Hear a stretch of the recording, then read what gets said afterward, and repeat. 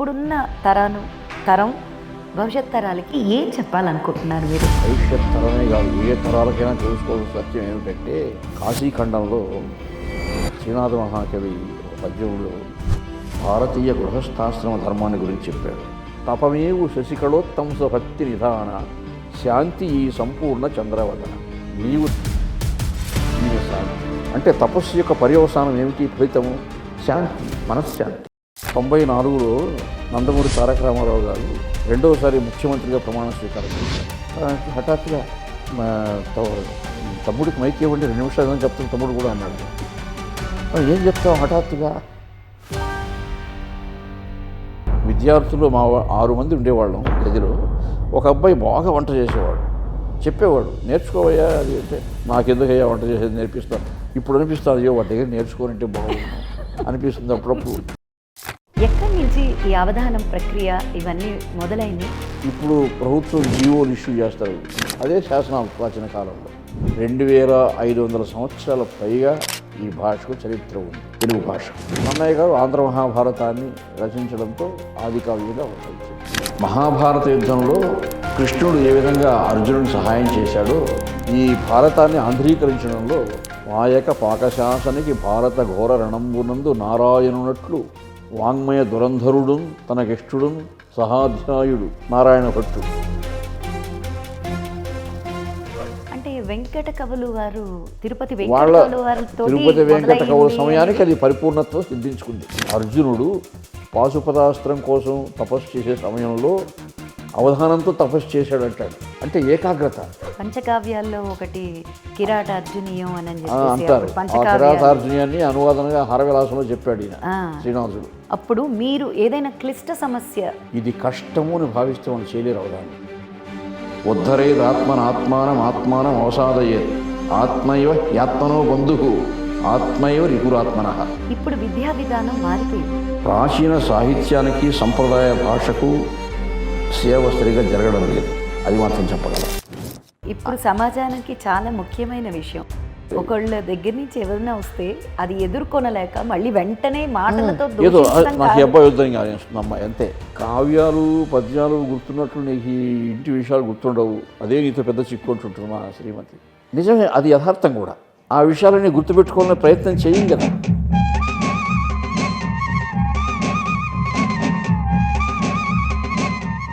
నమస్కారం అండి. నమస్కారం అమ్మా. నా పేరు మధురిమ నార్ల.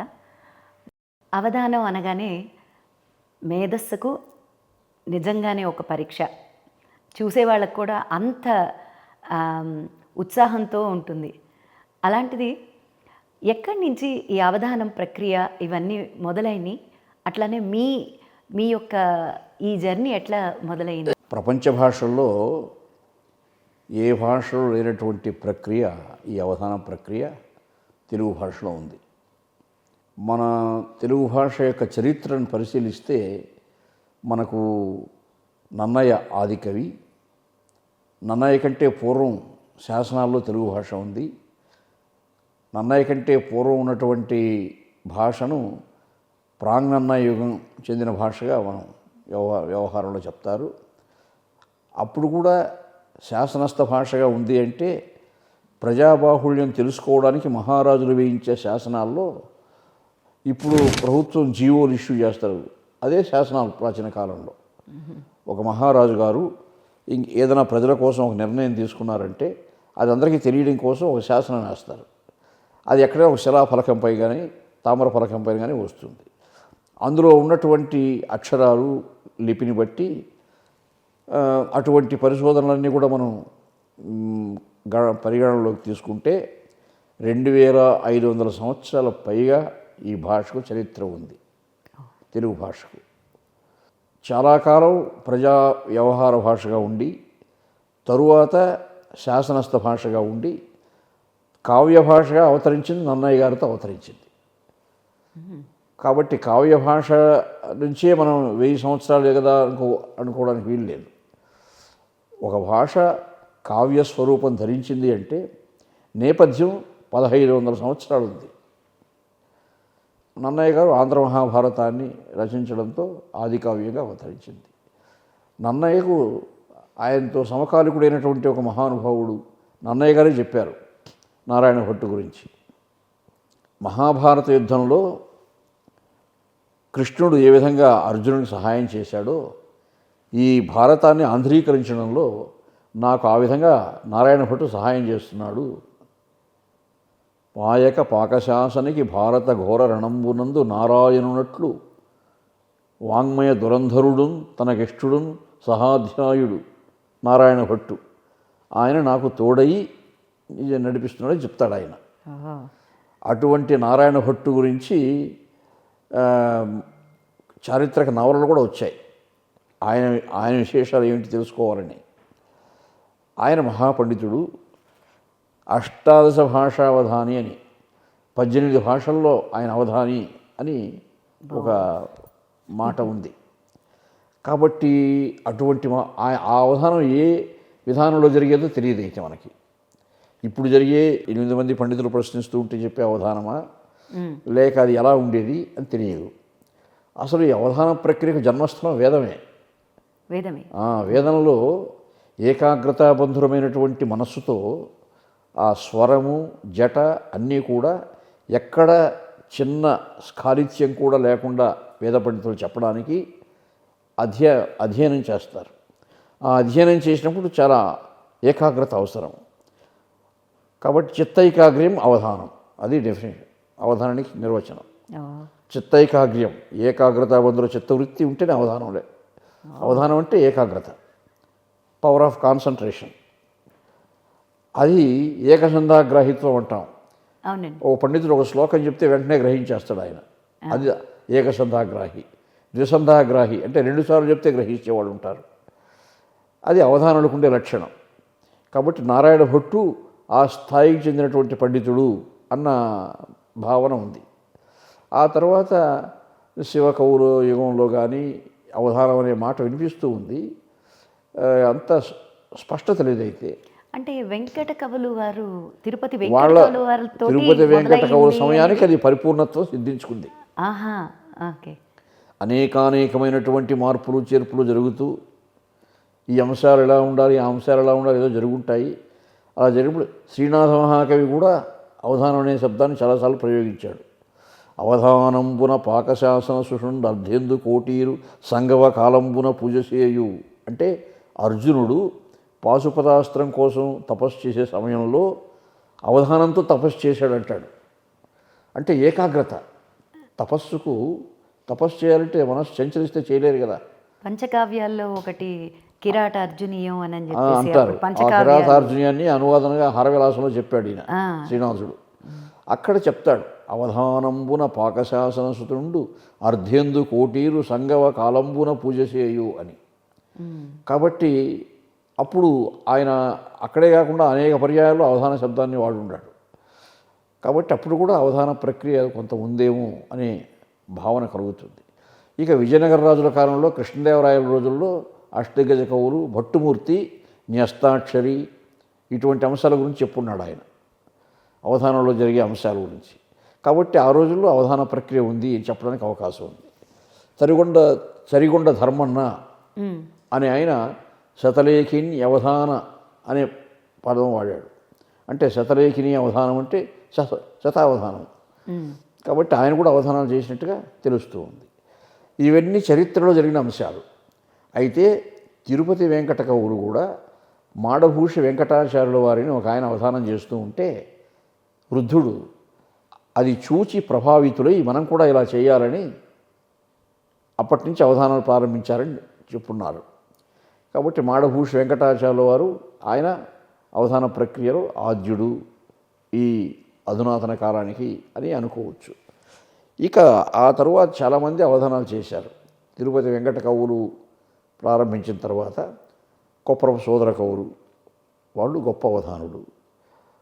తర్వాత వాళ్ళకి సమకాలీనులుగా గాడేపల్లి వీరరాఘవ శాస్త్రి గారు, వేలూరి శివరామ శాస్త్రి గారు, ఇలాంటి వాళ్ళంతా అవధానాలు చేసి ఆ తిరుపతి వెంకట కవుల దగ్గర నుంచి పెద్ద చైతన్యం వచ్చింది ఈ అవధాన ప్రక్రియకి. మీ నుంచి తెలుసుకోవడం, వాళ్ళని ఒకసారి స్మరించుకోవడం నిజంగా చాలా సంతోషం. మాకంతా కూడా మార్గదర్శకులు వారే. అదే మీ ద్వారా తెలుసుకుని మేము ఇప్పుడు కూడా వాళ్ళు లబ్ధి పొందుతున్నాం ఆ రోజుల్లో వాళ్ళు వాళ్ళని స్మరించుకుంటాం. ఇప్పుడు మనకు టెలిఫోన్ ఉంది, ఆ, ల్యాండ్ లైన్లో తిప్పి నంబర్లు చేసేవా, అది మొదట వచ్చిన టెలిఫోన్లు. ఆ తర్వాత ఇప్పుడు సెల్ ఫోన్లు వచ్చాయి, ఐఫోన్లు వచ్చాయి. అప్పుడు మేము ఇప్పుడు చేసే అవధానం అంతా అటువంటి మార్గంలో వచ్చినవే. అంటే మీరు ప్రప్రథమంగా మీకు ఈ అభిలాష ఉన్నట్టు మీరు ఎప్పుడు గుర్తించారు? అంటే ఇది నేను చంద్రగిరి ఉన్నత పాఠశాల చదువుకునే రోజుల్లో మాకు మంచి తెలుగు ఉపాధ్యాయులు ఉండేవాళ్ళు. గురుస్వామి వర్మ, ఎత్తిరాజుల నాయుడు, నారాయణ శాస్త్రి, తూపల్లి కృష్ణమూర్తి, ఇలాంటి వాళ్ళు, రఘునాథ శెట్టి, వీళ్ళంతా గొప్ప పండితులు. వాళ్ళు తెలుగు పాఠాలు చెప్తూ ఉంటే నాకు ఎంతో ఆనందంగా ఉండేది. నేను 7, 8 తరగతులు చదువుతున్న సమయంలో 9వ తరగతి ఆ తరగతుల్లో ఉన్నప్పుడు ఏదైనా చెప్పానంటే అది ఒక తేటగీతిగానో కందపద్యంగానో ఉండేది. ఒక్కొక్కసారి దగ్గర కొన్ని అక్షరాలు ఎక్కువ ఉంటే తక్కువ వాళ్ళు సరిదిద్దేవాళ్ళు. అరే నీదో ఏదో ఒక శక్తి ఉందిరా, నువ్వు ప్రయత్నిస్తే అని నా కోసం చంద్రగిరి ఉన్నత పాఠశాల గ్రంథాలయానికి ఈ తిరుపతి వెంకట గౌడ యొక్క కొప్పరవ సోదర గౌడ పుస్తకాలు తెప్పించారు. నానారాజ సందర్శనము, శతావధాన సారము, ఇలాంటి పుస్తకాలు. అవి చదివినప్పుడు నాకు అనిపించింది, అప్పుడు నేను 10వ తరగతికి వచ్చాను. అప్పుడప్పుడు 2-3 సార్లు మా ఉపాధ్యాయులే 8 మంది విద్యార్థులను కూర్చోబెట్టి వీళ్ళే ప్రశ్నలు రాసిచ్చి అడిగించేవాళ్ళు. అట్లా అదొక సన్నాహక ప్రక్రియ అట్లా మొదలైందన్నమాట మొదలైంది మీ ప్రయాణం. మొదలైంది. 10వ తరగతి పరీక్షలు రాసిన తర్వాత వాళ్ళు ఒక హై స్కూల్లో సభ పెట్టించారు. సభలో మొట్టమొదటి చేయడం అవధానం అది. అంటే మీ పాఠశాలలోనే మొదలైందన్నమాట. అప్పుడు 15 ఏళ్ళు నాకు వయస్సు. 15 ఏళ్ళ వయసులో 12-13 ఏళ్ళ నుంచే నేను ఆసు కవిత్వం చెప్తున్నాను. అప్పుడు ఆ కవిత్వం చెప్పడంతో వాళ్ళకు ఒక అభిప్రాయం కలిగి నా పైన వాళ్ళు ప్రోత్సహించారు. దాంతో అక్కడి నుంచి ఇక ఇంటర్మీడియట్ విద్యార్థిగా, BA విద్యార్థిగా, హై స్కూళ్ళలో, జూనియర్ కాలేజీల్లో కొంత దేశాటన అప్పటి నుంచే ప్రారంభించాను. మీ సుదీర్ఘ ప్రయాణంలో ఇది అందరూ చెప్పే ఒక విద్యలాగా లేదండి, ఒక కళలాగా. చాలా మేధస్సుకి చాలా ఛాలెంజెస్ ఎదుర్కోవాలి. అట్లానే మీరు చేస్తున్న అప్పుడు మీరు ఏదైనా క్లిష్ట సమస్యలు ఇప్పుడు సమస్యలు ఇస్తున్నప్పుడు మీరు ఎదుర్కొన్న సందర్భం ఎక్కడన్నా ఎవరన్నా అడిగిన సందర్భాలు ఏదైనా ఉందా? అవధాన ప్రక్రియలో ప్రత్యేకించి ఒక అంశాన్ని మీరు ఆలోచించాలి. ఎలాగంటే ఇది కష్టము అని భావిస్తే మనం చేయలేరు అవధానులు. ఎంతైనా సరే ఏ సవాలైనా ఎదుర్కోగలం ముందే, అంతే. అలా దానికి కారణం ఏకాగ్రత. మనకు పతంజలి మహర్షి బోధించిన యోగ మార్గం ఉంది. యమ, నియమ, ఆసన, ప్రాణాయామ, ప్రత్యాహార, ధ్యాన, ధారణ, సమాధి యోగాలు. అందులో ధ్యాన యోగం ఉన్నది ఏకాగ్రతకు, అది బేస్మెంట్. యమ నియమాల నుంచి అలవర్చుకోవాలి మనం. యమ నియమాలంటే మనోనిగ్రహము. ఒక మనస్సును పూర్తిగా మనం ఏ అంశాన్ని అధ్యయనం చేయాలనుకుంటున్నామో ఆ అంశం పైన కేంద్రీకరించడం. నేను మనుచరిత్ర చదువుతున్నాను, మనస్సంతా మనుచరిత్రపైనే ఉంటుంది, వేరే అంశాలపైన పోదిక. అలా మనస్సును అలవాటు చేయాలి. కృష్ణ భగవానుడు భగవద్గీత అది అధ్యయనమే కదండి. ఇప్పుడు మీరు చెప్తున్నది మనస్సుని, బుద్ధిని ఒక రేఖలో పెట్టాలి అనేది కూడా, అది కూడా అధ్యయనమే కదా. అదే అభ్యాసం. రైల్వే ట్రాక్ ఉందనుకోండి, రైళ్లు మాత్రమే పోగలవు, బస్సులు, కార్లు పోలేవు. అవధానం కూడా అంతే. ఇది ఛందస్సు, వ్యాకరణాలకు సంబంధించిన ప్రక్రియ. ఈ ప్రక్రియకు మనస్సు అలవాటు పడాలంటే ధ్యానయోగంలో మనస్సును పూర్తిగా కేంద్రీకరింపచేయాలి. అలా చేసినప్పుడు ఇప్పుడు మీకు నేను చెప్పాను కదా, మనుచరిత్ర చదువుతున్నాం అంటే మనుచరిత్రపైనే ఉంటుంది ధ్యాస. పారిజాతాపహరణం చదువుతున్నాం అంటే పారిజాతాపహరణంపైనే ఉంటుంది ధ్యాస. అందులో ఆ వర్ణనలు, ఆ అలంకారాలు, ఆ ప్రతిపాదించిన భావాల్లో ఉన్నటువంటి కవితా శిల్పము, ఇవన్నీ కూడా మనస్సును ఆకర్షించే గుణాలు. మనస్సు బాగా ఆకృష్టమై ఆ అంశాలపైన నిమగ్నమైన తర్వాత ఇతరత్ర ఏమీ ధ్యాస ఉండదు. ఓ అలా అటువంటి కృష్ణ భగవానుడు చెప్పాడు భగవద్గీతలో, ఉద్ధరేద్ ఆత్మనాత్మానం ఆత్మానం అవసాదయేత్ ఆత్మైవ యాత్మనో బంధు ఆత్మైవ రిపురాత్మన. ఎవరైతే వారి అంతరంగాన్ని విజ్ఞానం పైన దృష్టి పెట్టి ఆత్మను నియంత్రించి ఉద్యమించి కట్టడి చేసి అధ్యయనం చేస్తున్నారో అటువంటి వాళ్ళ ఆత్మ అంతరంగం వాడికి మంచి సలహాలు ఇస్తుంది. ఎవడైతే మనస్సు స్వేచ్ఛగా వదిలేస్తున్నాడో వాడి మనస్సు వాడికి దుర్మార్గమైన సలహాలే ఇస్తుంది. అది యోగం యొక్క లక్షణం. బాగా చెప్పారండి. అంటే ఇప్పుడు చాలామంది ఇప్పుడు భవిష్యత్ తరాలు మేము ముఖ్యంగా తెలుసుకోవాల్సిన ఒక అంశం అంటే మనల్ని మనం సిద్ధం చేసుకోవడం. దేనికన్నా వెళుతున్నప్పుడు మనం సిద్ధం చేసుకోవడం. ఇప్పుడు ద్రోణుడు 100 మంది కౌరవులకు 5 మంది పాండవులకు ఒకే పాఠం చెప్పాడు. అర్జునుడు మాత్రం పరాకాష్ఠ వహించాడంటే కారణం ఏమంటారు? మిగిలిన వాళ్ళకంటే వాడి బుద్ధిని వాడి ఆత్మను ఎక్కువ కేంద్రీకరించాడు గురువుగారు చెప్పే అంశం పైన. అలా మనస్సును కృష్ణుడిదే చెప్పాడు, ఏకాగ్రతాబంధుర చిత్తవృత్తి అవసరము అని. కాబట్టి ఇప్పుడు ఆ విధానంలో వెళ్ళిన తర్వాత ఛందస్సు బాగా మనస్సుకు వంటబట్టాలి. ఛందస్సు అంటే గణాలు ఇవి. ఇప్పుడు మనకు ప్రాచీన సాహిత్యంలో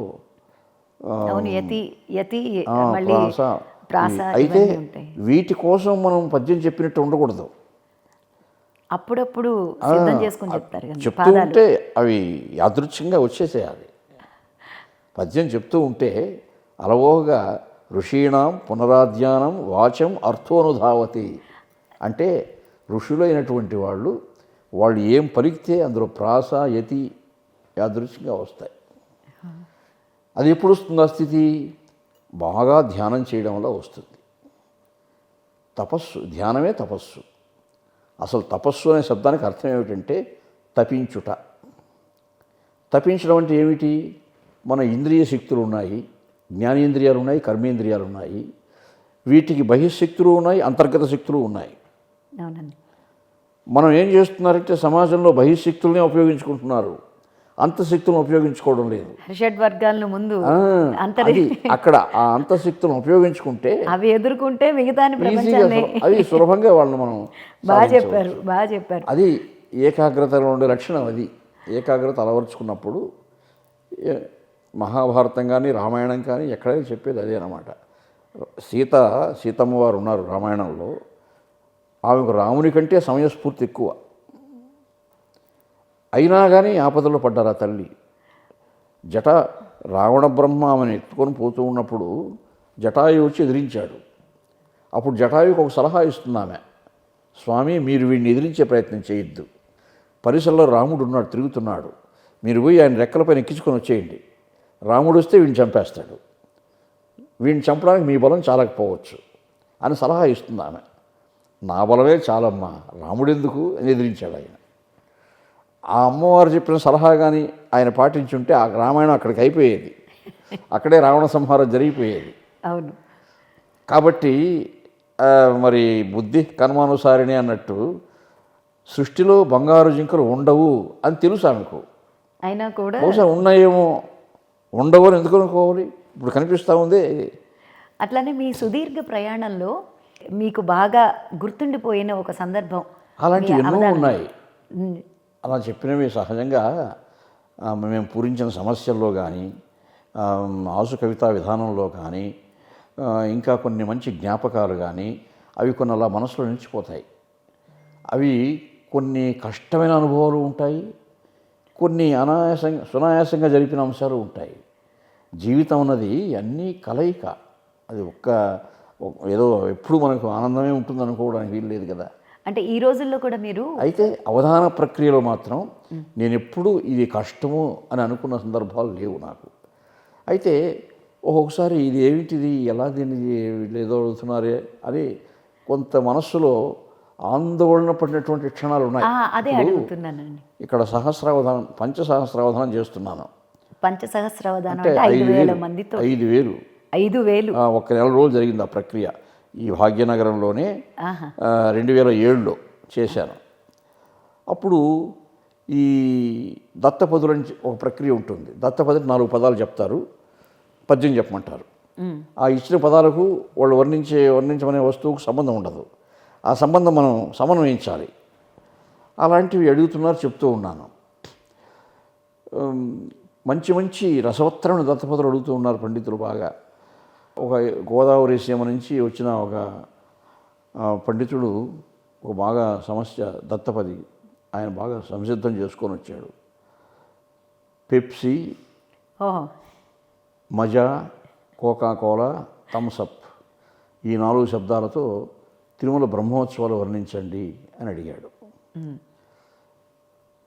అప్పుడు అలాంటివన్నీ సవాళ్ళు, అవి కష్టంగా అనుకోము. ఆయన అట్లా అడుగుతున్నాడంటే తప్పకుండా వీటిని ఛందోబద్ధంగా ప్రయోగించడానికి ఎక్కడో అవకాశాలు ఉంటుంది, లేకపోతే ఆ పండితుడు అలా సంసిద్ధం ఎందుకు వస్తాడని అనుకుంటాం కదా. ఆయన మైక్లో చెప్తూ ఉన్నప్పుడే పద్యం వచ్చేసింది నాకు మనసులో. ఆ శబ్దాలు సభాసదులకు కూడా బాగా తెలియడం కోసం 1-2 సార్లు బాగా చదివి చెప్పాడు ఆయన. ఆ చదివి చెప్పి ఆయన ఆసనంలో కూర్చునేసరికి నాకు పద్యం స్ఫురించింది. హ్రీ కల్పాంచిత కాంతి సంకలిత దీపేప్సీడ్యమై, దీప ప్లస్ ఇప్సా ప్లస్ ఈడ్య, వేప్సీడ్యమై వేదవిత్ ప్రాకామ్యాంచిత సామజారము. ఒక వంక విద్యుద్దీప కాంతుల యొక్క మిరుమిట్లు గురిపే అంశాలు, మరొక వంక వేదమంత్రముల ఘోషలు, సామవేదాదుల ఘోషలు, సామజారము మజ మంత్రస్ఫీతమై కస్తి చేకోక కోల శుభాంకు చూచెదరు భక్తులు తిరుమలను. కస్తి చేకోక, ఆ కోల అంటే కోకాకోల. బ్రహ్మహృత్ సాకల్పోత్సవ వేళ దైవత వతంస ప్రాభవం ఒప్పగన్. దైవత వతంస థమ్సప్ ఇలాంటివి చెప్తూ అందరూ కరతాళ ధ్వనులు ఇటువంటివి రసోత్తరంగా జరిగే సమయంలో ఒక రాజకీయ నాయకుడు ఒక ఆయన ఆ కార్యక్రమానికి ధన సహాయం చేసిన పెద్దల్లో ఉన్నాడు ఆయన. నాకు కూడా 4 పదాలు ఇవ్వాలనిపిస్తూ ఉందండి అవధాని గారు చెప్పి వేగం చూస్తే అని అడిగాడు నిర్వాహకుడిని. నారాయణ రెడ్డి గారు వేదికపై ఉన్నారు, ఎల్లూరి శివారెడ్డి గారు ఎంత సంధానకర్తలు, తిరుమల శ్రీనివాసాచార్యులు వారు ఇంత ఉన్నారు. రండి మీరు ఇవ్వండి, నాకు అవధాని గారు చెప్తారు అని చెప్పారు. ఆయన వేదికపైకి వచ్చారు. అంటే పండితులు ప్రశ్నిస్తే ఎట్లుంటుందంటే వాళ్ళు వ్యాకరణము ఛందస్సు అన్నీ చూసుకుంటారు. ఈ శబ్దాలు ఏ ఛందస్సులో చెప్పే అవకాశం ఉంది అన్నీ వాళ్ళకు ఒక మనస్సులో అవగాహన ఉంటుంది. ఇటువంటి వాళ్ళు ఏ అవగాహన లేకుండా నోటికొచ్చింది అడుగుతారు. అలాంటప్పుడు మాకు ఏమిట్లో ఇది అడిగేస్తున్నాడు ఇలా అనిపించింది నాకు. ఆయన వచ్చాడు, మైక్ తీసుకున్నాడు. నాకేదో 4 పదాలు ఇవ్వాలనిపించింది కానీ నాకేమి ఆలోచనలు స్ఫురించడం లేదండి. మా ఇంట్లో సినిమాలు అప్పుడు సీరియళ్ళు వస్తూ ఉండేవి టీవీల్లో, అవే గుర్తొస్తున్నాయి నాకు. ఆ 4 ఎండమావులు, అంతరంగాలు, ఋతురాగాలు, సుఖదుఖాలు అప్పుడు ఉంటే సీరియల్ పేర్లు ఇవి. ఈ 4 చెప్పి అప్పుడు మా నాయకురాలు సోనియా గాంధీని గురించి వర్ణించండి అని అడిగినాడు. ఆయన కాంగ్రెస్ పార్టీకి చెందిన లీడర్. నాకు రాజకీయాల పట్ల అవగాహన లేదు. కాంగ్రెస్ గురించి నాకు తెలియదు, సోనియా గాంధీ గురించి అసలు నాకు తెలియదు. మరి అప్పుడు అట్లాంటప్పుడు కొంచెం మనసు ఆందోళన పడుతుంది. సరే పెద్ద పెద్ద పదాలు కదా ఇవి. ఇప్పుడు పెప్సీ అంటే 2 అక్షరాలు, మజా అంటే అలాంటివి వెంటనే సవాలుగా తీసుకొని ఒదిగించే ప్రయత్నం చేస్తాం. ఎండమావులు అంటే 5 అక్షరాలు, అంతరంగాలు 5 అక్షరాలు. అందువల్ల ఏ శార్దూలమో మత్తేమో లాంటివి చెప్తే తప్ప దీన్ని ఉపజాతి పూర్తిగా కాదు పెద్ద పద్యం ఎన్నుకోవాలి అని మన మనసులో ఒక జరుగుతూ ఉంది. చిన్నప్పుడు తెలుగు వాచకాల్లో చదువుకున్నామండి మేము. తెలుగు వాచకాల్లో పద్యాల పేర్లు కంద పద్యాలు, తేటగీత అట్లా ఉండేవి. ఒక తేటగీతలో చెప్పండి అన్నాడు. ఆయన తెలియదు అది చిన్న పద్యం తెలియదు. అంటే అలాంటి అప్పుడు ఎట్టుంటుంది చెప్పండి మనస్సు. కానీ అప్పుడు కొద్దిగా మనస్సులో ఆందోళన పడ్డాను నిజంగా నేను. ఏమిటి ఏదో అడిగేసాడినా నోటికొచ్చింది. అందులో ఆ తేటగీత చిన్న పద్యంలో సగానికి సరిపోతుంది అది నచ్చిన పదాలు. ఇంకా సగం పదాల్లో అడిగా. అంటే అప్పుడు ఒక క్షణం కళ్ళు మూసుకొని అమ్మా తల్లి సరస్వతి అమ్మను గురించి రోజు ధ్యానం చేస్తాం కదా, ఎట్లా కాపాడుతావమ్మా ఈ సన్నివేశంలో నన్ను, ఎటువంటి వాక్ నాకు ఇస్తావు తల్లిని ఒక క్షణం మనసులో ఒక తపనతో అనుకున్నాను. ఆ కళ్ళు మూసుకున్నప్పుడు నాకు అద్దంలో చూసినట్టు కనిపించింది ఆ పద్యం ఒకటి. అది ఏకాగ్రత అంటే. ధ్యాన యోగం యొక్క పర్యవసానం అక్కడ తెలుస్తుంది. అందులో సోనియా గాంధీని వర్ణించమంటున్నాడు ఆయన. ఆమె ప్రజలు ఎన్నుకున్నా కానీ ప్రధానమంత్రి పదవి తీసుకోలేదు కదా, మన్మోహన్ సింగ్ని పెట్టింది. అది గొప్ప విషయమే కదా, త్యాగం చేసినట్లే కదా. పదవిని ఎండమావులుగా భావనము చేసి భారత అంతరంగాలలో పరిఢవిల్లే, కానీ ఎన్నికల ఋతురాగాలలోన సోనియా సుఖదుఖాలు చూసుచుండే. కాబట్టి ఆమె కూడా ఒకప్పుడు ఓడిపోతూ ఉంది, గెలుస్తూ ఉంది, సుఖదుఖాలు ఆమెకు ఉన్నాయి. చాలా బాగుంది. ఎన్నికలే ఋతురాగాలలాగా జరుగుతున్నాయి. హఠాత్తుగా వచ్చింది ఆ పద్యం. అది నిజంగా నా ప్రయత్నంతో వచ్చిన పద్యం కాదు. అది ఇప్పుడు జరుగుతున్న కూటమి ప్రభుత్వం మీద నాకు అవగాహన లేదు. అంటే ఇప్పుడు మనం అట్లా ఆసువుగా చక్కగా అట్లా చెప్తున్నారు కాబట్టి ఇప్పుడు ప్రభుత్వం అంటే ఇప్పుడు ప్రభుత్వంలో ఉండే వాళ్ళందరూ మాకు ఇష్టమైన వాళ్ళే. మేము అంటే ఇంతకుముందు వాళ్ళు ఇష్టం లేదని కాదు, కానీ వాళ్ళతో మాకు పరిచయాలు లేవు, వాళ్ళ గురించి మాకు అవగాహన లేదు. నిజానికి ఇప్పుడున్న మన ఆంధ్రప్రదేశ్లో ప్రభుత్వం ప్రజలకు కావాల్సినటువంటి అవసరాలు చూసుకోవడంలో బాగా ఎప్పుడూ వాళ్ళు ముందున్నారు. ఏకోన్ముఖంగా పరిపాలన జరగడం లేదు. ఒక రకంగా ప్రజలు శాంతి సుఖ సంతోషంతో ఉన్నట్టే అనుకోవచ్చు. అది కాబట్టి ఇప్పుడు ఇప్పుడు అవధానాలు జరుగుతూ ఉంటే సహజంగా అడుగుతుంటే చెప్పేస్తూ ఉంటాం. ఈ ప్రశ్న ఎందుకు అడిగానంటే, మనకి ఆంధ్రులకే అంకితమైన అవధానం గురించి ఇప్పుడు మీరు ఇంతసేపు మీరు చెప్తూ ఉన్నారు చక్కగా, మీరు ఎట్లా వచ్చారు ఏమిటి అని అనేది. ఇప్పుడు విద్యా విధానం మారిపోయింది. ఇప్పుడు భవిష్యత్ తరాల వాళ్ళు అవధానంలోకి రావాలంటే అసలు ఎక్కడి నుంచి మొదలు పెట్టాలి, ఎలా మొదలు పెట్టాలి? ప్రభుత్వంలో మాకు అందరూ ఇష్టమైన వాళ్ళు ఉన్నారనే భావన ఉంది, కానీ ప్రాచీన సాహిత్యానికి సంప్రదాయ భాషకు సేవ సరిగా జరగడం లేదు. అది మాత్రం చెప్పగలం. మనం తెలుగు వాళ్ళుగా ఎంతో పోరాటం చేసి ప్రాచీన హోదా సంపాదించారు తెలుగు భాషకి. ప్రాచీన తెలుగు విశిష్ట అధ్యయన కేంద్రం కూడా నెల్లూరులో ఉంది. వెంకయ్యనాయుడు గారు చొరవతో అక్కడ పెట్టారు, బాగా సేవ చేస్తున్నారు. అయితే ప్రాచీన సాహిత్యం గురించినటువంటి అవగాహన లేకుండా పోతూ ఉంది. అందుకని విద్యా విధానం నుంచి మొదలవ్వాలి. ఎందుకంటే మీరు అది మాత్రం నేను ప్రభుత్వానికి ఎన్నో విజ్ఞప్తులు చేశాను, కానీ ప్రభుత్వం కూడా పెద్దగా పట్టించుకోవడం లేదు. నిజానికి ప్రభుత్వం చేసే పనుల్లో ఆ విషయంలో మాకు నచ్చదు కూడా. కొన్ని ఈ సంప్రదాయాన్ని పట్టించుకోకపోతే మీ మూలాలు మీరు మర్చిపోయినట్టే. అప్పుడైతే ఈ అవధానానికి, వ్యక్తిత్వ వికాసానికి, అంటే ఇప్పుడు ఉన్న మన జీవన విధానానికి ఈ మూడు సంధించి ఎక్కడి నుంచి ప్రారంభించాలండి? దీనికి అవధాన ప్రక్రియలో ఉండే గొప్పతనం ఏమిటంటే, మన మనస్సును మనం ఎలా సంస్కరించాలో చెప్పే విద్య ఇది. ప్రతి ఒక్కరు అవధాని కాలేరు, కానీ ఏకాగ్రత అంతో ఎంతో అలవరుచుకోగలరు ప్రయత్నిస్తే. చాలామంది విద్యార్థులు మా దగ్గరకు వస్తూ ఉంటారు.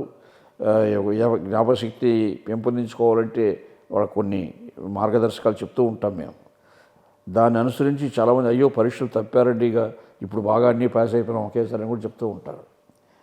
ఎందుకంటే ఏకాగ్రత పెంచుకోవడానికి అందరికీ అవసరం ఉంది.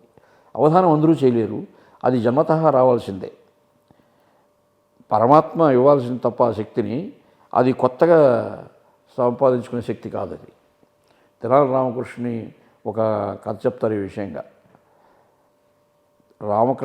తెనాలి రామకృష్ణ కవి, ఆయనతో కూడా ఇంకొక విద్యార్థి ఒకే గురువు దగ్గర చదువుకున్నారంట చిన్నప్పుడు. వీడు మహాకవి అయినాడు. ఒకరోజు అలంకారం చేసుకొని ఆస్థానానికి పోతూ ఉన్నాడు.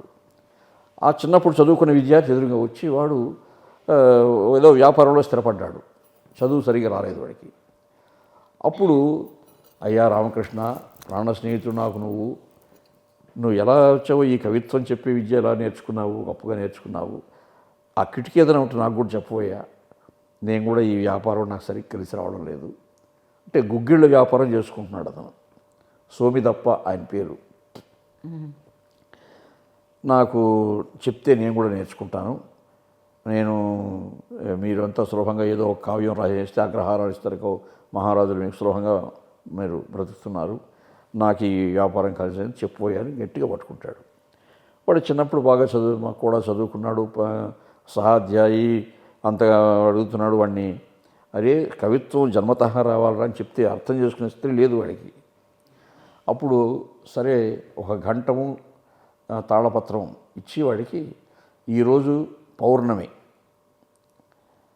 ఇక్కడ ఒక పొన్న చెట్టు ఉంటుంది, అక్కడ ఆ చెట్టు కింద కూర్చో, ఈ పౌర్ణమి వెన్నెల కాస్తూ ఉంటుంది, నీ మనసు ఏది తోస్తే అది రాయి ఆ గంట తాళపత్రం పైన, రేపు ఉదయం వచ్చి నీకు ఈ జన్మ కవిత్వం చెప్పే యోగ్యత ఉందా లేదా నేను చెప్తాను అని చెప్పాడట.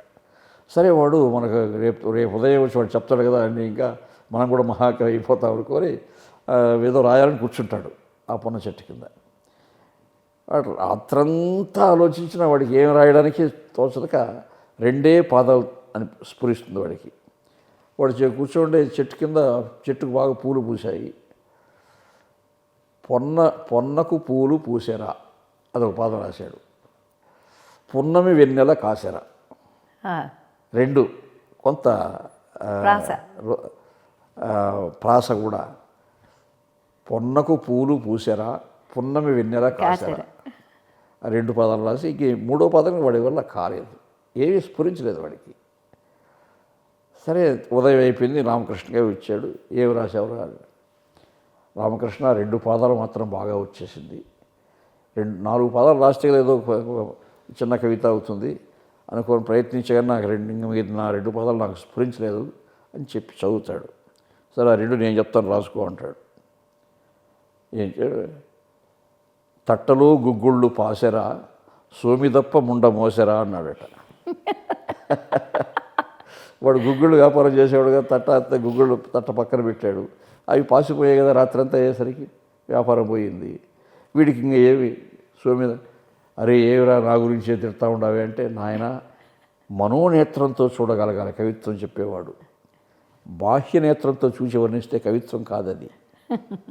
హృదయం అనే నేత్రంతో లలాటాగ్ని తెరచి 3వ కన్ను ఉంటుంది, ఆ 3వ కన్ను అదే కవయ క్రాంతదర్శన అంటారు. క్రాంతదర్శనంతో రాయాల కవిత్వం, కానీ నీ వల్ల కాలేదు అది. ఈ పూలు పూసేది కంటికి కనిపించేదే, వెన్నెలు కాసేది కంటికి కనిపించేదే కదా, నువ్వు చెప్పేది ఏముంది కొత్తగా అని.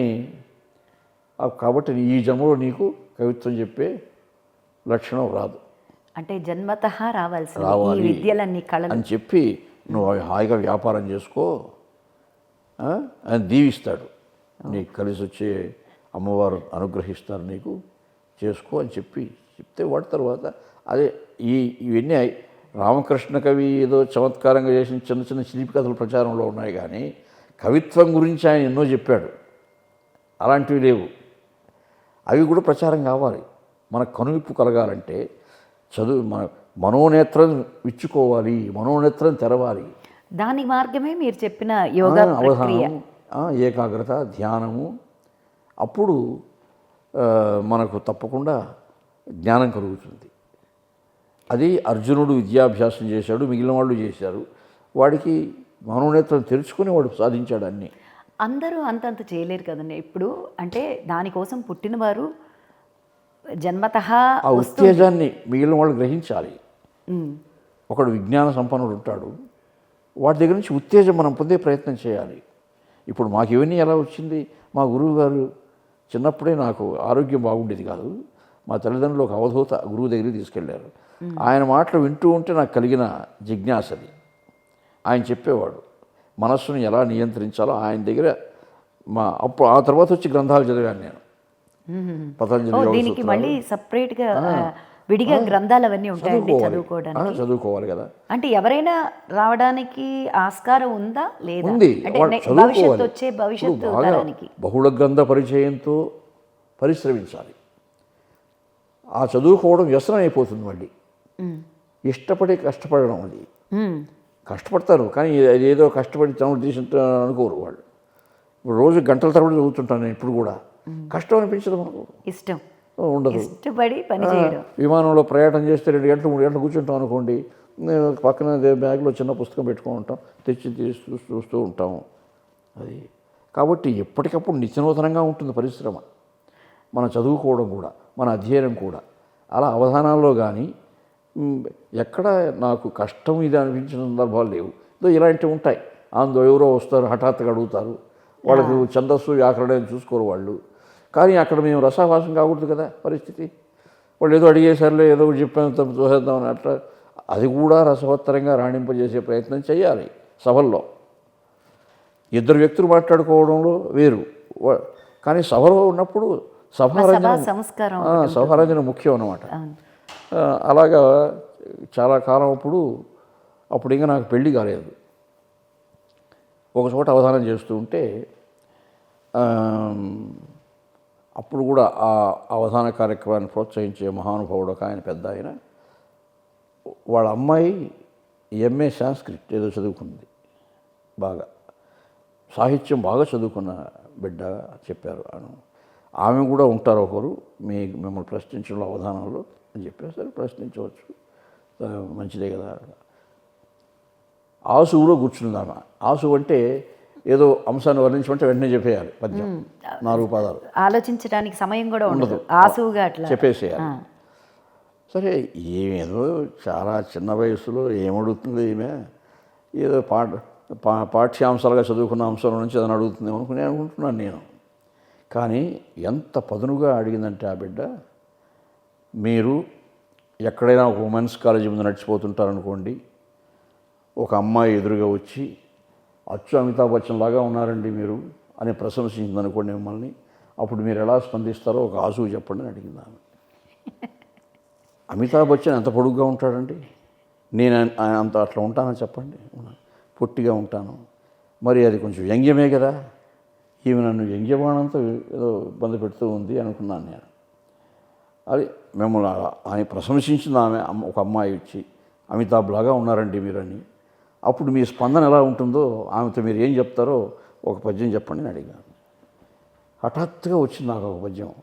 ఏ నమితాబ్బునే అయినను కానీ జయభాదురీవు కాకుము తల్లి, మాను హేళనము నా మానంబున పోవనెమ్ము మంజులవాణి అని కంద పద్యం చెప్పాను. ఒక కంద పద్యం చెప్పాను. చాలా అద్భుతంగా చెప్పారు ఆవిడ చెప్పిన దానికి. అంటే ఆ సభలో ఉండే ఉత్కంఠ అలా ఉంటుంది. సభను చూసినప్పుడు, 8 మంది పండితులను చూసినప్పుడు మనస్సు ఉప్పొంగి బాగా ఒక రసావేశంలో ఉంటుంది మనస్సు. అప్పుడు ఎంత పెద్ద వచ్చినా కూడా యుద్ధరంగంలో మహావీరుడు తలలు తరుగుతూ పోతూ ఉంటాడు. అలా ఉంటుంది వాక్ అనే ఖడ్గం. అప్పుడు వాక్ భూషణం అన్నారు బృహత్. కాబట్టి అది చాలా అప్పుడు పేపర్లో కూడా రాశారు ఆ పద్యం గురించి. అలాంటివి ఉన్నాయి. అవి కొంచెం అప్పుడు కూడా ఆందోళన పడ్డాను నేను. ఏదో పాఠ్యాంశాలు అడుగుతుంటే ఏమేమి ప్రమాదకరంగా ఉన్న వ్యక్తిగా ఉంది ఏమే అనేసి అయినా వెంటనే ఒక మనస్సులో మెదిలింది ఒక పద్యం. ఎక్కడో అంతకుముందు చదివాను ఏదో పేపర్లో, అమితాబ్ పలానా పెళ్లి చేసుకున్నాడు జయబహాదుర్ని నేను చదివాను. సరే అయినా కానీ అట్లా నేను అమితాబ్ అని అనుకుంటే కూడా అనుకోమ్మా, నువ్వు మాత్రం జయబహాదుర్ కావద్దు అంటే సరిపోతుంది కదా. చమత్కారం ఉంది అక్కడ, సమౌజ్యత్వం ఆవిడ అడిగిన దానికి సరైన మార్గంలో అని చెప్పేసరికి ఆమె కూడా అందరూ పండితులందరూ కూడా సంతోషించారు ఆ మాటకి.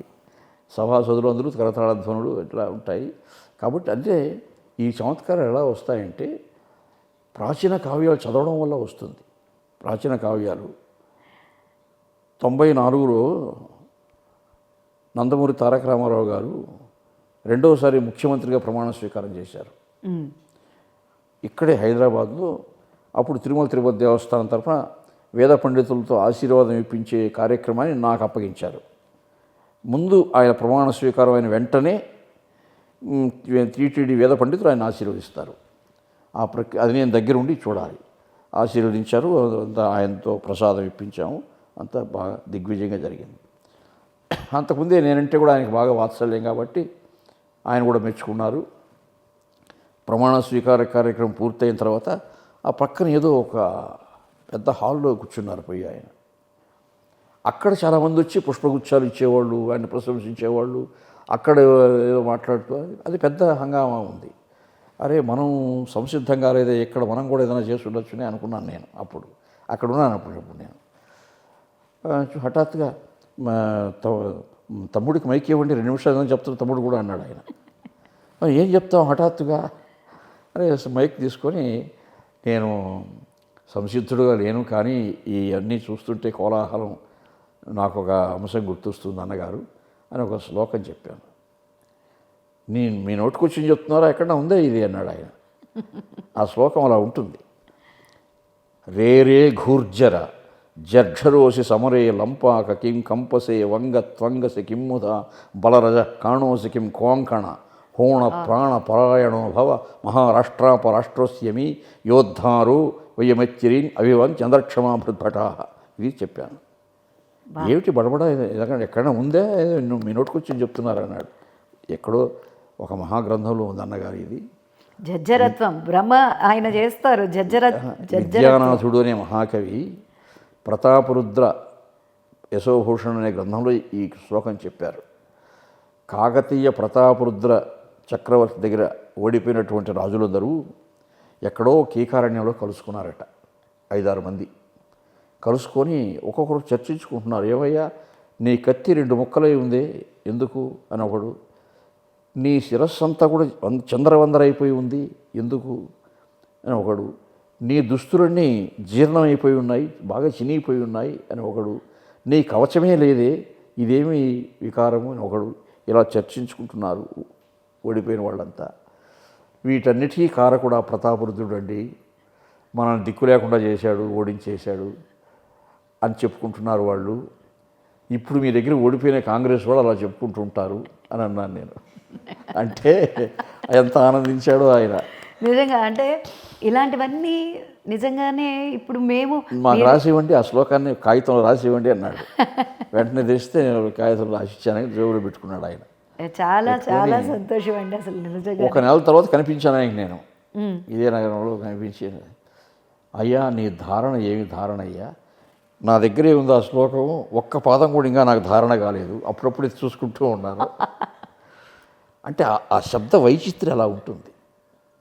శబ్ద ప్రవాహంలో ఉన్న లక్షణం ఏమిటంటే ఆ చిత్ర విచిత్రమైనటువంటి అక్షర సంయోజన, సామాసిక చారణ అంటారు, శబ్దధార, వీటన్నిటి పట్ల మనస్సు ఆకృష్టమై ఉంటుంది. అవధానం చేసే లక్షణం ఉన్నప్పుడు, ప్రాచీన కావ్యాలు బాగా చదువుకున్నప్పుడు ఇవన్నీ మనసులో ఉంటాయి. అవి ఆ రోజు ఎందుకు ఆ శ్లోకం గుర్తొచ్చింది ఆయన ఉత్సాహం చూస్తూ ఉంటే. అది కూడా చెప్పాను, అన్నగారు మీరు ఆ రోజు చాలా ఉత్సాహంగా ఉన్నారు, ఆ రోజు మీ ముఖార విందం చూస్తూ ఉంటే నాకు ఇది గుర్తొచ్చింది అంటే అది మీ పరిశ్రమ మెచ్చుకోదగింది ఏదో అన్నాడు ఆయన. చాలా అలా అట్లాంటివి కొన్ని జ్ఞాపకాలుగా మిగులుతాయి మనస్సులో, మంచి మంచి జ్ఞాపకాలుగా మిగులుతాయి. అలాంటివి క్లిష్టమైన సన్నివేశాలు కూడా ఉంటాయి. మా వివాహమైన కొత్తలో 86లో పెళ్ళయింది నాకు. అప్పటికే ఈ ప్రవచనాలు అవధానాలు బాగా చేస్తున్నాం. తిరుపతిలో మహాభారతోపన్యాసాలు ఇచ్చాను నేను. అప్పుడు ప్రతిరోజు మా శ్రీమతి గారు నాతో కూడా వచ్చి వినేవాళ్ళు. ఆమె సాహిత్యం అప్పటికేం చదువుకోలేదు, బీఎస్సీ, ఇది ఇంగ్లీష్ మీడియం, తెలుగు భాష పట్ల పెద్ద అవగాహన లేదు ఆమెకు. సరిగా కానీ శ్రద్ధగా వచ్చి వినేది. ఒకరోజు శ్రీకృష్ణ భగవానుడు రాయబారం ఘట్టం, అది అద్భుతంగా అందరూ చాలా మాటిమాటికి కరతాళధ్వనులు ఆ శ్లోకాలకి పద్యాలకి ఆనందించారు. ఇంటికి వచ్చిన తర్వాత నాకు ఒక సందేహం వచ్చింది, మేము అడగచ్చా అని అడిగింది ఆమె. అడుగు, మనసులో దాచుకోవడం ఎందుకు, అడుగు అని చెప్పాను. కృష్ణుడు విదురునింటికి ఎందుకు వెళ్ళాడు కదా, ఆయన పరవశంలో ఆ భక్తితో ఎక్కువ ఆవేశమైపోయి ఆయనకు భోజనం పెట్టడంలో అరటి తొక్కలే ఇస్తూ పండు ఎవరు ఏదనేసి అంటే దాన్నే కృష్ణుడు భగవంతుడు ఆనందంగా భోజనం చేశాడు మీరు వర్ణించారు. ఆ శ్లోకం చాలా బాగా గొప్పగా ఉంది, నాకు కూడా నచ్చింది అది ఇంకొకసారి చెప్పండి అంటే చెప్పాను. అంటే మన జీవితంలో ప్రవేశించిన వ్యక్తి కూడా మన పాండిత్యాన్ని స్పందించి ఇలా అడుగుతుందంటే ఆనందం కదా మనకని ఇంకా బాగా ఉత్సాహంగా చెప్పాను. ఇప్పుడే నాకు సందేహం అడగాల్సి, దీన్ని అప్పుడే అడగాలి నేను. అక్కడ మాత్రం అంత భక్తితో ఆవేశంతో పెడితే కృష్ణుడు ఏ తొక్కైనా సరే బ్రహ్మాండంగా తిన్నాడని వర్ణించారు మీరు. ఇక్కడ నా వంట సరిగ్గా రాదా నాకు? నేను ఇప్పటికి కూడా మీరు ఒక్కరోజు కూడా నా వంట మెచ్చుకోలేదు. నేను మీకు ఒక అనుబంధంతో పెడుతున్నాను కదా, భోజనం చేస్తున్నా, కానీ ఒక్కరోజు కూడా ఇది బాగలేదు బాగలేదు అంటూనే వచ్చారు, కానీ నువ్వు బాగా నేర్చుకో అంటున్నారు కానీ అంటే అప్పుడు అరే మనం అడ్డంగా దొరికిపోయినాను అనిపించింది నాకు. ఇలాంటి సన్నివేశాలు ఉంటాయి కదా కొన్ని, మర్చిపోలేము. అప్పుడు చెప్పాను నేను నిన్ను విమర్శించింది మరొక ద్వేషంతో కాదు, నీకు వంట రానప్పుడు నువ్వు చేయొద్దు, అసలు ఎందుకు చేస్తావు? ఆ తర్వాత వాళ్ళ అమ్మమ్మ వచ్చి అవ్వ మాకు అంత బాగా సేవ చేసింది ఆ తల్లి, చాలా సంవత్సరాలు సేవ చేసింది ఆమె మాకు. ఆమె పెద్దామె కాబట్టి బ్రహ్మాండంగా చేసేది వంటలు. వచ్చి అంటే ఈ మీద ఉత్సాహం కొద్దీ నేను చేసి పెట్టాలి అనేది ప్రయత్నించింది. అది ఆమె రానప్పుడు ఎందుకు ప్రయత్నించడం? కాబట్టి ప్రశాంతంగా నేర్చుకో, తొందర ఏం లేదు. అంటే శాస్త్రాలు చదివి వల్లించే వారికి పాకశాస్త్రం మీద నాకు కూడా వంట రాదు. మేము చదువుకునే రోజుల్లో విద్యార్థులు మా 6 మంది ఉండేవాళ్ళం ఒక గదిలో. ఒక అబ్బాయి బాగా వంట చేసేవాడు, చెప్పేవాడు నేర్చుకోవయ్యా అది అంటే, నాకెందుకయ్యా వంట చేసేది నేర్పిస్తా. ఇప్పుడు అనిపిస్తుంది అయ్యో వాటి దగ్గర నేర్చుకోనంటే బాగున్నాం అనిపిస్తుంది అప్పుడప్పుడు. రుచించిన రసన అడుగుతుంది కదా అది. కాబట్టి చెప్తే తర్వాత అంటే నాకు అప్పుడు అనిపించింది జాగ్రత్తగా వెళ్ళేదో అనుకుంటాం, కానీ అప్పుడు నాకు రామాయణంలో, మనకు చాలా రామాయణాలు ఉన్నాయి కదా, కొన్ని వందల రామాయణాలు ఉన్నాయి. ఒక రామాయణంలో సీత చూసి కూడా రాముడు కొంచెం బెదురుతాడు ఒక సందర్భంలో. ఎందుకంటే సిగ్గుతో కుంచుకుపోతూ ఉన్నారట అమ్మవారు రాముడిని చూసినప్పటి నుంచి. వివాహం అయిపోయింది, ఏకాంతంగా కలుసుకున్నప్పుడు కూడా ఆమె సిగ్గుతో పక్క కూర్చునేసిందట, ఏం తల వంచుకొని పలకరించలేదట. అప్పుడు రాముడి దగ్గరికి వెళ్ళి, ఇంత సిగ్గుతో ఉంటే ఎలాగా, ఈమెను కొంచెం బాగా చనువిచ్చి బాగా మనం దగ్గర చేర్చుకోవాలి అని ఈయన పలకరిస్తాడు. సీత, మీ నగరంలో అడుగుపెట్టినప్పటి నుంచి నాకు ఒక సందేహం ఉంది మనసులో, నువ్వు తీరుస్తావా సందేహాన్ని అడుగుతాను అంటే, చెప్పండి స్వామి అడగండి ఏమి సందేహం. అప్పుడు అట్లా వాళ్ళకి సంభాషణ పెరుగుతుంది. ఏమీ లేదు, ఈ మిథిలా నగరంలో నాగలు దున్నుతూ ఉంటే, పొలాలు దున్నుతూ ఉంటే అమ్మాయిలు దొరుకుతారట, ఎంత ఆశ్చర్యం అని అడుగుతాడు. అప్పుడు సీతమ్మ వారు, ఓ అదే మీ సందేహం అని, నాకు కూడా ఒక సందేహం ఉంది స్వామి అడగచ్చా? అడుగు అంటాడు. అయోధ్య నగరంలో తల్లులు పాయసం తాగితే మంచి మగబిడ్డలు పుడతారట, నాకు కూడా మంచి పాయసం తెచ్చిపెట్టండి అంటే సమయస్ఫూర్తి. అప్పుడు రాముడు, అమ్మో ఏదో స్వతసిద్ధంగా ఉండే సిగ్గుతే అలా ఉంది, కానీ ఈమెతో మాట్లాడటం జాగ్రత్తగానే మాట్లాడాలి అని ఆ రోజే అనుకున్నాడట జాగ్రత్తగా. ఇలాంటివన్నీ సమాజానికి కావాలి కదా, తప్పకుండా కావాలండి. గృహస్థాశ్రమంలో ఈరోజు సమాజంలో అశాంతి, హింస, ఇటువంటి అవాంఛనీయ సంఘటనలు ఎందుకు జరుగుతున్నాయి? ఈ అవగాహన లేదు కాబట్టి. పెళ్ళైన కొద్ది రోజులకే డైవర్స్ అంటున్నారు వీళ్ళు పిల్లలు. ఏమిటిది? అవగాహన లేదు కాబట్టి. అంటే ఇప్పుడు సమాజానికి చాలా ముఖ్యమైన విషయాలు, ఒకళ్ళ దగ్గర నుంచి ఎవరైనా వస్తే అది ఎదుర్కొనలేక మళ్ళీ వెంటనే మాటలతో ఏదో నాకు ఈ అబ్బాయి వద్దని కానిస్తుంది అమ్మాయి, అంతే, ఈ అబ్బాయి నాకు అవసరం లేదు కానిస్తుంది. మరి అంత అట్లా అనుకుంటే ఎలాగా? మరి అతన్ని బాగా మీ జ్ఞానం, అతని మనోవికాసం జరిగేట్టుగా ప్రయత్నించు. కాబట్టి ఇప్పటికి కూడా ఇప్పుడు మా సంసారంలో కూడా కావ్యాలు పద్యాలు గుర్తున్నట్లు నీకు ఈ ఇంటి విషయాలు గుర్తుండవు, అదే నీతో పెద్ద చిక్కు అంటుంటుంది మా శ్రీమతి. నిజమే, అది యథార్థం కూడా. ఆ విషయాలని గుర్తుపెట్టుకోవాలనే ప్రయత్నం చేయం కదా. సరే, అందుకు నువ్వు ఉన్నావు కదా, ఇంకా అర్ధాంగి అంటే నువ్వు చూసుకోవాల్సింది అందుకే కదా అని అర్ధాంగి కాకుండా నీకు పూర్ణాంగా అధికారం ఇచ్చేసానని చెప్తాను నేను. అప్పుడు ఇంకేం మాట్లాడతారు ఎవరైనా? అంతే, అలా అన్నప్పుడు ఇంక వాళ్ళు చూసుకోవాల్సింది అన్నీ అది. కాబట్టి అది కూడా యథార్థమే. కవులు పండితులు, నేను గుంటూరులో అవధానం చేసినప్పుడు ఒక తెలుగు పండితుడు భోజనాన్ని పిలిచాడు. ఆయన కూడా గొప్ప పండితుడు, బాగా సంస్కృతాంధ్రాలు చదువుకున్నవాడు. ఆ భోజనం పెడుతూ వారి శ్రీమతి చెప్పారు నాకు, వీరు మీలాగా అవధానాలు చేయరు కానీ మిగతా విషయాలు ఏం గుర్తుండవు అన్నగారు. ఈయనకి కూడా గుంటూరు నుంచి పక్కన ఎక్కడో 10 కిలోమీటర్లో ఒక హై స్కూల్లో పనిచేసి వస్తాడు ఆయన. ఆయన నాలాగే ఇట్లా వేసుకుంటే డ్రెస్సు ఒక జోబీలో ఒక ఛార్జీ, ఇంకొక జోబీలో ఒక ఛార్జీ ఆమె పెడతారట. అది కూడా గుర్తుండదు ఆయనకి. అంటే అప్రయత్నంగా ఒక జోబీలో చేయబెడితే ఒక ఛార్జీ వస్తుంది, ఇస్తాడు. ఉదయం ఇక్కడ పెట్టాక కాబట్టి చెవులు ఇంకొక చోట చేయబెడితే ఇంకొకసారి సాయంత్రం వచ్చి ఇస్తాడు. అంతే ఆయనకి తెలిసేది, ఇంకేం తెలియదు అన్నగారు ఆయనకి. ఆశ్చర్యపడ్డాను నేను.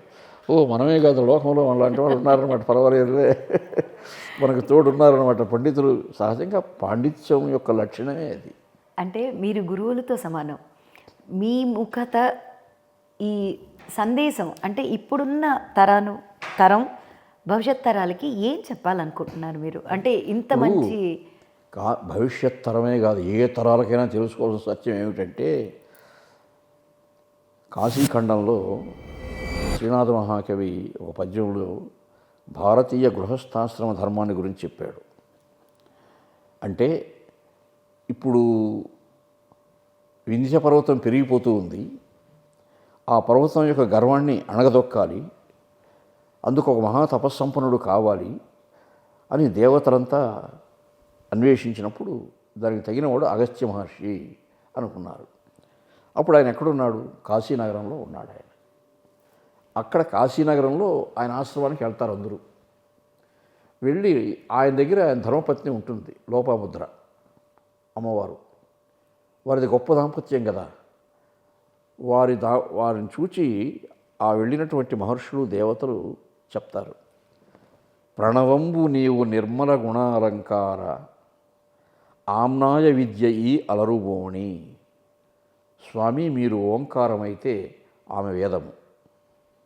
అంటే వేదానికి ఓంకారానికి ఎంత అనుబంధం ఉందో భార్యాభర్తలకు అటువంటి అనుబంధం ఉండాలి. మీరు ఓంకారం అయితే ఆమె వేదం. అంటే ప్రణవం అంటే ఓంకారం. ఈ మధ్య ఎక్కడో చదివాను నేను, సూర్యగోళం నుంచి ఒక శబ్దం వస్తూ ఉంటుందట, ఆ శబ్దం ఓంకారమే అని చెప్తారు. తపమేవు శశికళోత్తంస భక్తి నిధాన శాంతి ఈ సంపూర్ణ చంద్రవదన. నీవు తపస్సు అయితే ఈమె శాంతి. అంటే తపస్సు యొక్క పర్యవసానం ఏమిటి? ఫలితము శాంతి, మనశ్శాంతి. తపస్సు చేసినవాడు వాడికి దొరికే మనశ్శాంతి వేరేది, అనుభూతి. మీరా తపస్సు అయితే ఈమె శాంతి, విడదీయరాని ఒక అనుబంధం. ఫలమేవు, మీరు ఫలితమైతే ఈమె సత్క్రియ. ఫలమేవు వాతాపి కల దుష్ట విధ్వంసన. ఒక సత్క్రియ చేస్తే దానికి సత్ఫలితం ఉంటుంది. ఆమె సత్క్రియ అయితే మీరు ఫలితం. అంటే అర్థం ఏమిటి? మీరింత అనుష్ఠాన బలం సంపాదించుకున్నారు, ఇంత తపశక్తి సంపాదించినట్టే కారణం ఆమె మీకు చేసే సత్క్రియ, సేవ. కాబట్టి ఈ తపస్సు యొక్క ఫలితం వాళ్ళకు కూడా ఉంటుంది. రామాయణంలో అనసూయాదేవి చెప్తారు ఈ సంగతి. సీతాదేవికి ఒక వరం ఇస్తానంటుంది ఆమె. సీతాదేవి ఏమి మహర్షి అన్న వరం ఇస్తానంటే తీసుకో, ఏం వరం ఇస్తానంటుందంటే, నేను ఆయన అడిగి నీకు ఇప్పించాల్సిన పని లేదు, నాకే ఆ శక్తి ఉంది.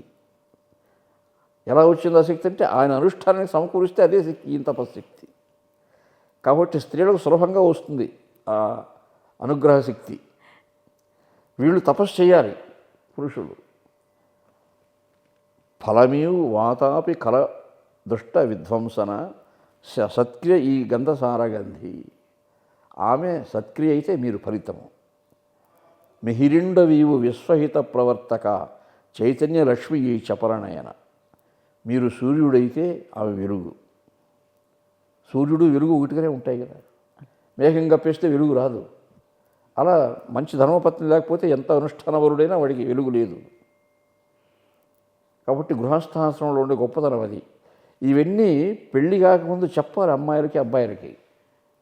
చెప్తే వాళ్ళు జీవితం అంటే అవగాహన చేసుకుంటారు, వాళ్ళు అర్థం చేసుకుంటారు. లేకపోతే చిన్న చిన్న విషయాలు కూడా కొట్లాడతారు. సమాజంలో ఇప్పుడు చాలా విపరీతమైన అలాంటివి ఎక్కడో చాలామంది స్నేహితులతో చూస్తున్నాం.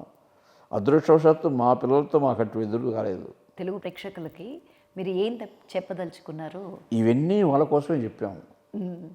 ఎప్పుడైనా ఇవన్నీ కూడా సమాజంలో ఇదే సంప్రదాయ సాహిత్యంలో గొప్పతనం. మనకు పాత చింతకాయ పచ్చడి సంప్రదాయం ఇప్పుడు కూడా అర్థం అవుతుందండి. ఇప్పుడంతా ఆధునిక సాహిత్యం కావాలి అంటారు. మీరు ఆధునిక సాహిత్యం కూడా చదవండి, నేను కాదన్నా. అందులో కూడా గొప్ప విషయాలు ఉన్నాయి, నేను కాదన్నా. కానీ దానికి మూలాలు ఇక్కడ ఉన్నాయి. మూలాలు పట్టుకోవాలి. మన మూలాన్ని మనం మర్చిపోతే ఎలాగా? మన తాతలు తాతలు మనవణ్ణి ఒళ్ళో కూర్చోబెట్టుకొని కథలు చెప్పే రోజులు పోయింది.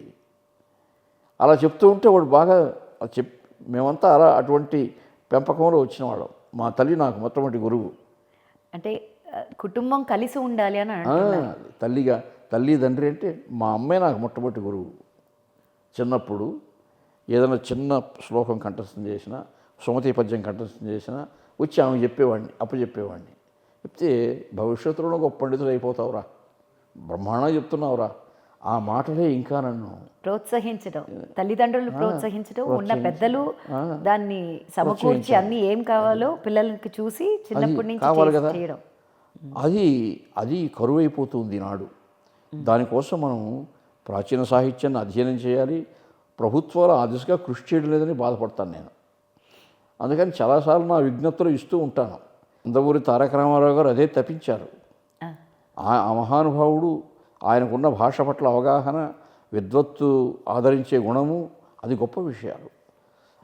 రాజకీయాల్లో ఇప్పుడు పూర్తిగా రాజకీయవేత్తలు అయిపోయినారు వీళ్ళు. సంస్కృతి పట్ల, సాంప్రదాయం పట్ల అవగాహన లేకుండా పోతూ ఉంది ఈ పరిపాలన చేసే వాళ్ళకి. అది బాధపడుతుంటాం మేము. అది తప్పకుండా అండి. మీలాంటి పెద్దలు అనుసరించిన మార్గంలో మా తరం కానీ మా భవిష్యత్ తరం కానీ వెళ్ళాలని ఆశిస్తూ మీ ప్రోత్సాహం, మీ ఆశీర్వాదం కావాలి. నమస్కారం. ధన్యోహం.